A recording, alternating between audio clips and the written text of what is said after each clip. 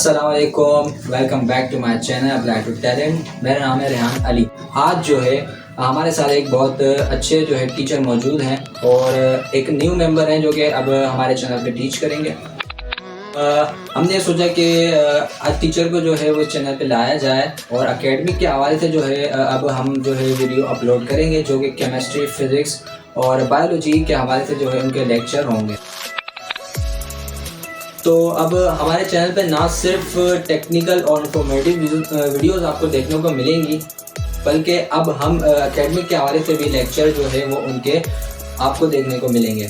तो चलते हैं सर उसामा की तरफ और मिलते हैं और जानते हैं उनके बारे में। तो सर उसामा जो है वो हमारे साथ मौजूद है। और अस्सलाम वालेकुम सर। वालेकुम सर, कैसे कैसे आपकी?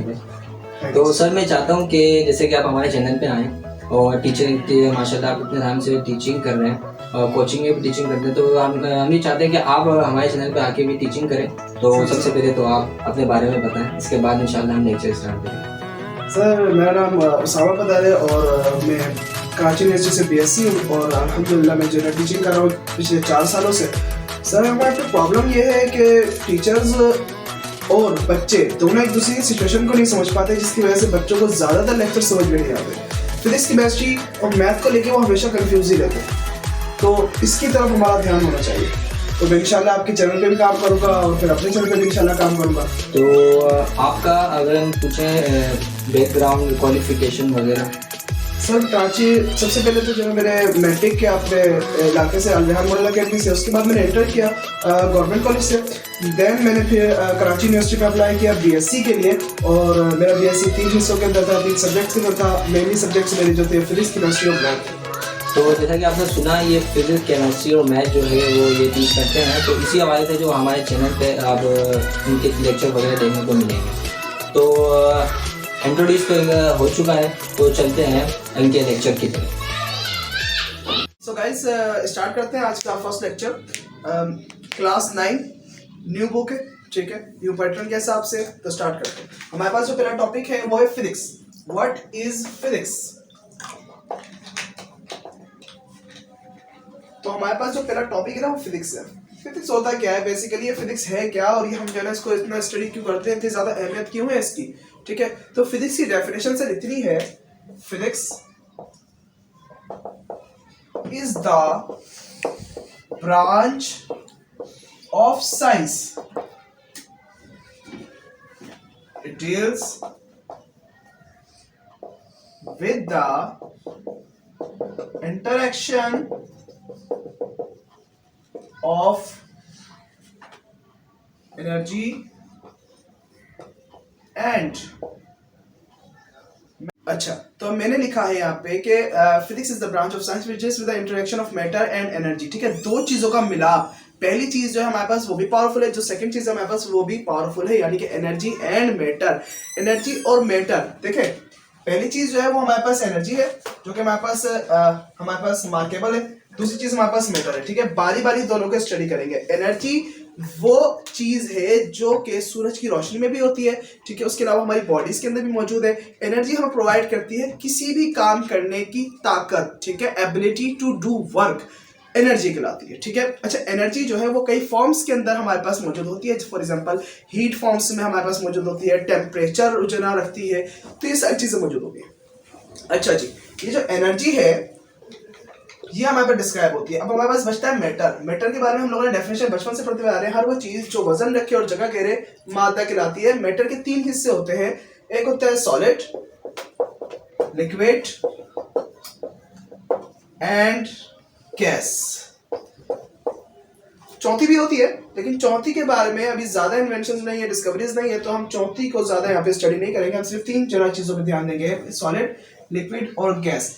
दे are the basic states of matter, ठीक है सर।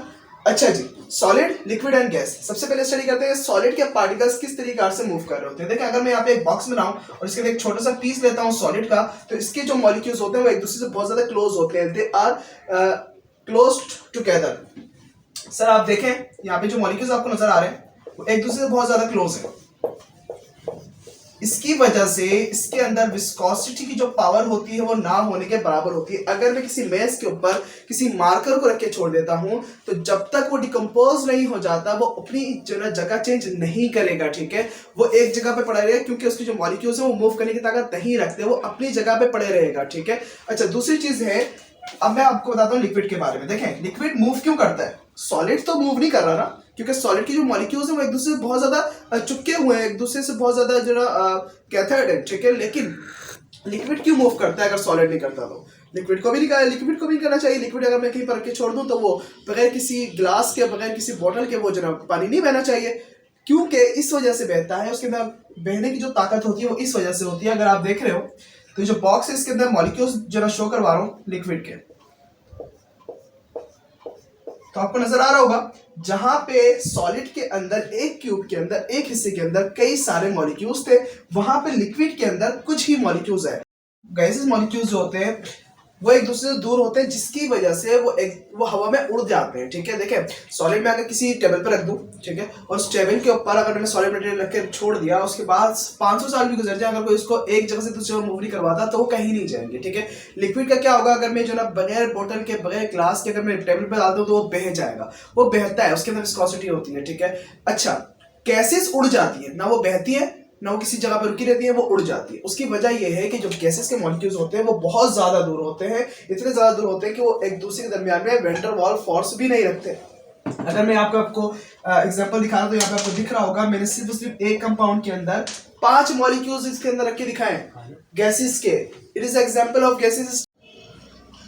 ब्रांचेस ऑफ फिजिक्स, इसके बाद जो हमारे पास टॉपिक था, देखिए हमने फिजिक्स की डेफिनेशन को आपके सामने पेश किया, उसको मुकम्मल किया, उसको डिस्क्राइब किया। अब जो हमारे पास जो टॉपिक है वो है ब्रांचेस ऑफ फिजिक्स, ठीक है। तो यहाँ पे मैंने कुछ मेन ब्रांचेस लिखी हैं फिजिक्स की, जो कि हमारे पास बार बार आ रही होती है, उसके अलावा मेन भी होती है फिजिक्स की लाइफ के अंदर।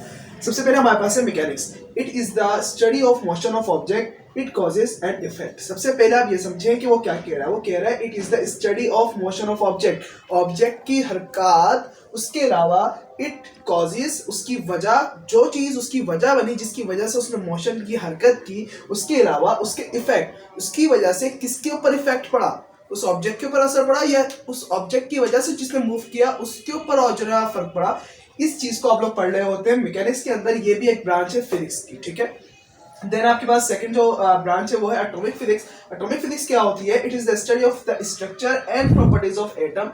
एटम का स्ट्रक्चर, एटम कैसा होता है, एटम के अंदर कौन कौन से पार्टिकल्स मौजूद होते हैं, सब एटॉमिक पार्टिकल्स एटम के किस तरीके से रिएक्ट करते हैं, उनकी प्रॉपर्टीज क्या होती हैं, वो सारा का सारा जो आप स्टडी करेंगे वो करेंगे आप फिजिक्स की एक ब्रांच में जिसका नाम है एटॉमिक फिजिक्स, ठीक है, जो कि रिलेट करता है एटम के मुताबिक। एटम के इस ब्रांच के अंदर आप लोग स्टडी कर रहे होते हैं इसका स्ट्रक्चर भी, प्रॉपर्टीज भी, ठीक है, अबाउट एटम। देन आपके पास तीसरी ब्रांच है न्यूक्लियर फिजिक्स। न्यूक्लियर फिजिक्स क्या होती है ये भी पढ़ लेते हैं। It deals with the properties and behaviour of nuclei.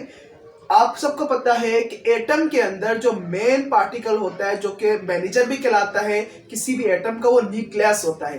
तो किसी भी एटम का जो न्यूक्लियस है उसके बारे में स्टडी करने को, उसके बिहेवियर और उसके साथ जितने पार्टिकल्स मौजूद हैं, इलेक्ट्रॉन, प्रोटॉन, न्यूट्रॉन, तीनों के बारे में स्टडी हम लोग करते हैं न्यूक्लियर फिजिक्स के अंदर, जो कि एक ब्रांच है फिजिक्स की। चौथी ब्रांच हमारे पास है प्लाज्मा फिजिक्स। प्लाज्मा फिजिक्स क्या होता है? It is the study of production properties of the ionic state of matter. Matter किस तरीका से डिपेंड करता है, मैटर के अंदर आयोन्स कौन कौन से आते हैं, जब कोई एक मैटर का एटम जो है वो खत्म होता है या फिर बनता है, उसके अंदर कौन कौन से आयन चार्ज आ सकते हैं, कौन कौन से नहीं आते, एनोड, कैथोड, उन तमाम की स्टडी जो है वो हम लोग स्टडी कर रहे होते हैं प्लाज्मा फिजिक्स के अंदर, ठीक है। तो आगे जाएंगे तो आपको पता चलेगा आयन बेसिकली होता है क्या, उसकी डेफिनेशन भी मौजूद है, उसके सामने बहुत सारी एग्जांपल्स भी होंगी आपके पास, तो आप लोगों को समझ में आएगा कि बेसिकली आयन होता है कि अभी के लिए आप लोग सिर्फ इतना समझ रहे हैं कि जो आयन है उसकी जितनी भी स्टडी है, उसकी प्रोडक्शन, प्रॉपर्टीज और उसके अलावा जो स्टेट है वो हम लोग पढ़ रहे होते हैं प्लाज्मा फिजिक्स के अंदर, जो कि एक ब्रांच है फिजिक्स की। सो गाइस, उम्मीद ये है कि आपको जो है ये लेक्चर समझ में आया होगा। अगर कुछ समझ में नहीं आया तो आप कमेंट बॉक्स में जाके मुझसे सवाल कर सकते हैं, मैं आपको उसका जवाब दे दूंगा नेक्स्ट वीडियो के अंदर। तो प्लीज लाइक करें, शेयर करें अपने फ्रेंड्स के साथ। अगर आपको कोई समझ में नहीं आता, उनके प्रॉब्लम्स है फिजिक्स के अंदर, तो उनके साथ शेयर करें और इस चैनल के बेल आइकन को दबाएं, सब्सक्राइब करें, अपने दोस्तों से शेयर करें। Thank you. चलते हैं रियान अली की तरफ वापस, और अगर आपको ये पसंद है गाइस, उम्मीद है आपको सर उसामा जो कि हमारे न्यू जो है यहाँ पर सर हैं, जो आपको पढ़ा रहे हैं। तो उम्मीद है आपको इनको लेक्चर जो है इनका जो लेक्चर वो अच्छे से समझ आ चुका होगा। तो अगर आपको ये वीडियो पसंद आई हो और उनका लेक्चर अच्छे से समझ आया हो तो आप इस चैनल को लाजमी सब्सक्राइब कर दीजिएगा ताकि इस तरह की वीडियोज़ आपको मज़ीद मिलती रहें। और अगर आप टीचर से रब्ता करना चाह रहे हैं तो अगर आप होम ट्यूशन लेना चाह रहे हैं तो हम डिस्क्रिप्शन में जो है इनका मैं कॉन्टैक्ट नंबर, उनका एड्रेस वगैरह हर तरह की मालूमात जो है डिस्क्रिप्शन में दे दूँगा। तो आप जो है वहाँ से इनकी मालूमात निकाल सकते हैं। तो मिलते हैं इंशाल्लाह नेक्स्ट वीडियो की तरफ। अस्सलाम वालेकुम।